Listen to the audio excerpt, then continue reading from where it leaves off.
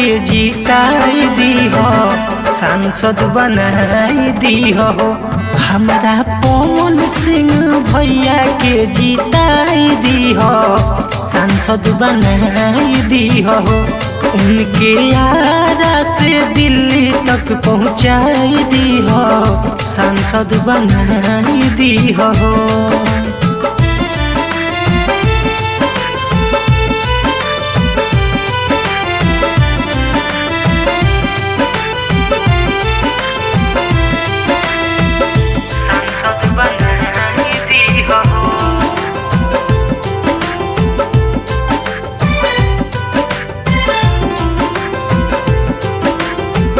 आज हर लोग बड़े इनके ही साथ में, सही नेता चुनल बाटे रउए सबके हाथ में। सही नेता चुनल बाटे रउए सबके हाथ में।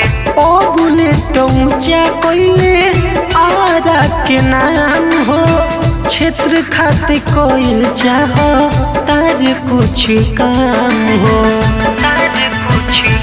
पोलिंग बूथ पे जाके कमल के बटन दबाई दी हो, सांसद बनाई दी हो। हमारा पवन सिंह भैया के जीताई दी हो, सांसद बनाई दी हो।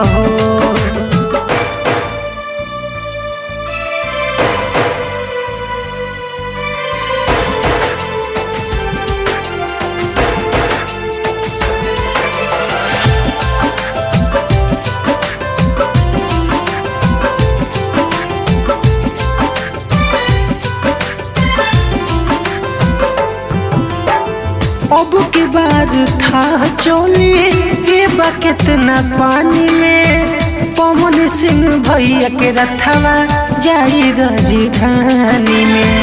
पवन सिंह भैया के रथवा जाई राजधानी में। प्यार या दुलार तोहार इनका के चाहिए, कोहे अमरजीत हवे करमठ सिपाही। बतिया मीठू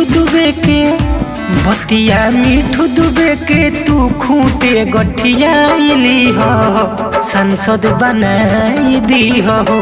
हमारा पवन सिंह भैया के जीताई दी हो, सांसद बनाई दी हो।